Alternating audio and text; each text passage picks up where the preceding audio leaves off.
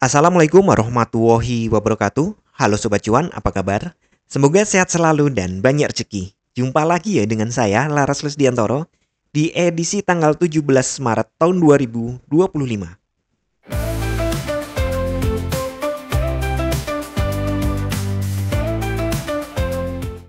Ya, hari Jumat lalu, market, ya, seperti dugaan saya, masih ada all time high. Senang kalau dugaan saya benar tuh, senang kalau prediksinya naik. Itu beneran jadi atau turun beneran jadi. Jadi Sobat Cuan bisa cuan. Oke, karena ini hari Senin, kita cek weekly dulu. Nah, weekly, kemarin sesuai ya. Open di atas open sebelumnya, dia target up dan dapat bahkan dugaan all time high benar-benar kedapat. Nah, minggu ini juga open di atas open sebelumnya, ada sedikit weekly gap. Ada yang nanya, kenapa ada gap? Iya, karena ada selisih antara hari Jumat dan Senin. Itu mungkin ada banyak peristiwa yang menyebabkan ada perubahan harga gitu. Bahkan secara fisik yang transaksinya di luar bursa kan tetap jual beli itu. Tokonya nggak tutup. Nah, itu ada tawar menawar juga. Nah, itu juga bisa jadi ini akan menjadi pertimbangan pada bursa juga. Oh, ini di pasar harganya naik kok. Kira-kira seperti itu. Karena kalau yang spot tentu sebenarnya nggak ada liburnya ya kan. Mereka perlu ya nelpon aja. Woi, ada emas nggak segini. Nah, kira-kira seperti itu. Tawar menawar di luar bursa itu tentu juga akan berpengaruh pada bursa. Ada lagi tuh sempat ada yang nanya, Pak, ini bukan weekly gap, ini harian. Ya, harian antara Jumat dan Sabtu itu ya weekly namanya. Nah, kita balik sini, ini ada sedikit weekly gap, tapi sudah ditutup ya weekly gapnya itu. Saya lihat nanti kita detailkan lagi benar nggak sudah ditutup. Nah, jadi untuk target minggu ini up ya. Iya, sepertinya ada all time high baru lagi dan ini udah deket banget. Tertingginya di 3005, sementara ini saat saya rekaman ini runningnya di 2991. Nih, berarti berapa? Nih hanya 14, bahkan nggak nyampe.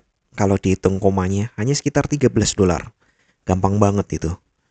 Nah, kita lihat nih untuk stokastiknya sudah overbook. Jadi ya bisa jadi dia akan dikoreksi waktu-waktu ya. Kita lihat juga nanti peluang-peluang koreksinya. Nah, kemudian kita geser ke satu hari. Nih ya, weekly gapnya kelihatan. Ini mungkin segera ditutup karena tipis. Gap jarang banget dibiarin gitu. Tapi ini targetnya juga target up. Sementara kalau ngomong weekly target up berarti seharusnya Senin Selasa adalah fase busur. Apakah busurnya dipatahin langsung target ke atas? Iya mungkin saja sih. Cuma untuk daily ini juga sudah overbook, weekly overbook, daily overbook, gimana nih? Nah, kemarin ya bentuknya doji ya, doji. Tapi ini dojinya ya memang doji on top karena di atas, tapi tidak memenuhi kriteria. Ya doji melambangkan keraguan-raguan. Bisa jadi dia ragu-ragu terus turun. Dan kalau turunnya di bawah low sebelumnya berarti anomali down. Mengikuti time frame mingguan biasa ya, yang kecil seringkali kalah sama yang gede. Tapi kemarin kecil kok ya. Ya memang di atas 20 dolar, cuma kan di angka 3.000, 20 dolar itu kan lebih kecil daripada 20 dolar di angka 19.000. Ya, sementara ini nih karena kenaikannya cepat, kadang-kadang kita belum move on. Seolah-olah emas normal tuh antara 20 sampai 30, padahal sekarang enggak. Sekarang kayaknya di atas 30 sampai 40. Tapi oke lah. Ini nggak bisa kita bilang star ya karena masih di dalam candle sebelumnya. Jadi ini bukan star, artinya bukan shooting star maupun evening star. Bukan kode untuk koreksi turun. Jadi masih ada harapan untuk all time high. Dan mungkin everyday is all time high. Nah, targetnya kemana-mana. Iya kemana-mana. Kita turun ke 4 jam. Nah, bentuknya seperti ini 4 jam. Nih di atasnya juga bentuknya adalah spinning top. Jadi wajar kalau langsung dikoreksi, tapi ini ada apa namanya? penolakan-penolakan dari buyer di sini. Kayaknya buyer masih pengen harga naik. Kalau saya baca di beberapa artikel itu memang banyak bank sentral, dia nggak nyebutin bank sentral mana aja, tapi dia melihat bank sentral juga mulai nebelin cadangan emasnya. Dan dolar kan juga lagi gonjang-ganjing tuh karena kebijakan intern mereka, baik itu Donald Trump maupun The Fed, juga karena sudah beberapa tahun ini kan terjadi dedolarisasi. Banyak negara yang transaksi tanpa menggunakan dolar, langsung cross currency antar mereka gitu. Misalnya rupiah dengan yuan gitu. Kira-kira seperti itu. Jadi penggunaan dolar mulai berkurang di dunia ini. Nah, kita lihat di 4 jam kalau dia koreksi, kita ngomong koreksi dulu ya. Kalau dia koreksi ya berarti kita retracement dulu di sini. Nah, angka 23,6%-nya juga adalah batas di sini. Jadi kalau koreksi pertama dia akan ke 2975. Angka yang dikejar seperti itu, kemudian ke 2957. Dan ini perhatikan di sini ada gap di sini ya, ada fair value gap di sini. Kita tandain dulu. Ada selisih ini high di sini dan low di sini. Ini ada selisih yang lumayan tebal. Nah, ini bisa jadi akan menjadi demand, zona demand dari kalau terjadi penurunan.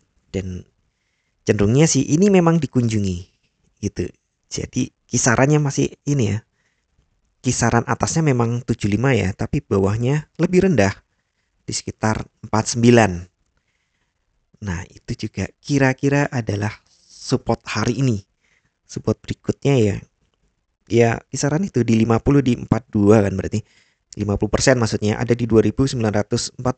Kemudian 61,8%-nya ada di 2927 dan ini juga termasuk angka yang ini sering dikunjungi.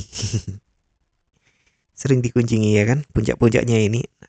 Nah, berarti ada batas-batas support yang cukup kuat. Saya masih punya pemikiran bahwa nih market ini kecenderungannya masih up. Ya memang secara jangka panjang ini trennya masih sangat-sangat bullish ya. Dan sempat ada akumulasi di sini, makanya harga lompat naik lagi.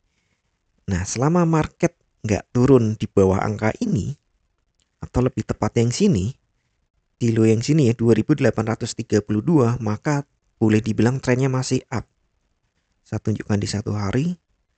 Nah, di sini ya, selama tidak ke 2832 berarti tidak ada low yang di bawah low sebelumnya.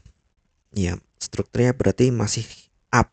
Kalau ini Elliott Wave serem banget nih. Gelombang pertama aja sudah sepanjang ini. Gelombang keduanya kayak apa coba? Karena Elliott Wave itu kan gelombang keduanya lebih panjang daripada gelombang pertama. Nah, jadi sekali lagi untuk entry-entry marketnya sudah kelihatan ya. Saya zoom dulu. Nah, ini adalah zona untuk entry market.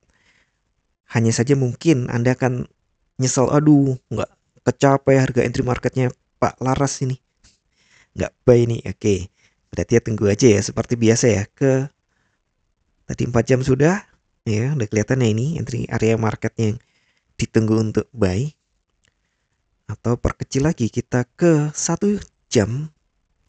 1 jam, wah ini 1 jam terbagi dua nih. Ini ada fair value gap juga. Wah, berarti ini kuat ini yang di sini. Tak tebelin. Dan juga di sini. Nah, di 1 jam pun banyak pembatas. Artinya tahanan bawahnya itu kuat banget. Nah, kalau naik, nah ini naik tentu sulit untuk memberi ini ya, memberi apa namanya? Target karena kan agak ada ini nggak ada berita sebelumnya ini all time high. Jadi kalau kita pakai kotak-kotak waktu itu kan sampai 3200 dan itu jangka panjang ya karena kotak-kotaknya juga jangka panjang. Saya mindahin garis yang menjadi retracement ini. Nah, untuk cari target yang lebih rendah tariknya agak ribet nih. Coba kita cek aja tidak terlalu valid ya, tapi kita buat saja. Ini tahanan ya, bisa jadi akan menguji sini. Kalau ini kita pindah, iya ke 50. Ada target di 3050. Target weekly ini ya. Bahkan mungkin bisa lebih tinggi kalau weekly. Kalau 3200 tentu jangka panjang banget. Nggak bisa minggu ini. Bisa sih, bisa, cuma ngeri kalau langsung minggu ini sih. Terlalu cepat. Saya pikir lebih bijak kita nyari entry buy daripada entry sell. Tapi kalau Anda punya pertimbangan sendiri ya monggo entry sell. Dan perhatikan ya, kalau entry sell berarti Anda adalah kontra trend karena trennya masih up. Jadi ya seperti biasa, bijaklah dalam bertransaksi ya. Untuk kalender ekonominya hari ini tumben-tumben ya, Senin ada lumayan banyak nih. Tapi sebenarnya mengerucut ke retail sales. Jadi jam 19.30 ada retail sales ex gas and autos diperkirakan naik dari minus 0,5% menjadi 0,2%. Retail sales month on month diperkirakan naik dari minus 0,9% menjadi 0,7%. Retail sales ex autos month on month bulan Februari diperkirakan naik dari minus 0,4% menjadi 0,5%. Kemudian retail sales year on year diperkirakan turun, malah year on year-nya turun dari 4,2% menjadi 3,5%. Retail sales control group month on month diperkirakan naik dari minus 0,8% menjadi 0,3%. Nah, artinya ini baik untuk ekonomi nih, ekonomi membaik, mengembang. Tapi biasanya kan ya, memang biasanya kalau ekonomi bagus itu buruk untuk emas. Tapi ini bisa jadi alasan loh untuk The Fed minimal mempertahankan suku bunga atau bahkan menurunkan. Dan itu juga bagus untuk emas, agak ribet ya. Kemudian di jam yang sama ada New York Empire State Manufacturing Index. Ini di beberapa platform tidak menggambarkan merah, tapi kuning alias bukan high impact tapi mid impact. Cuma yang saya buat ini, saya ambil dari platform yang menyatakan ini sebenarnya high impact karena hitungan manufacturing ini sebagian besar isinya adalah dari New York Empire State. Dan di sini diperkirakan turun jauh nih dari 5,7 menjadi minus 1,9%. Ini buruk untuk ekonomi, biasanya baik untuk emas. Secara umum sih saya lebih percaya, lagi-lagi saya lebih percaya bahwa sekarang tren bullish masih sangat kuat. Strong bullish. Dan saya ingatkan lagi, tidak ada satupun teknik analisa yang 100% benar. Anda tetap harus bijak dalam bertransaksi, atur volume transaksi Anda agar sesuai dengan kekuatan dana Anda, dan siapkan money management agar jika ternyata harga bergerak tidak sesuai dengan prediksi atau posisi terbuka Anda, maka Anda bisa segera melakukan antisipasi secara cepat dan tepat. Oke, sekian dulu informasi dari saya. Semoga kita semua cuan hari ini lancar, berkah, manfaat, dan tetap sehat. Amin. Wassalamualaikum warahmatullahi wabarakatuh. Equity World Futures, bawa kita terbang tinggi dengan strategi tepat.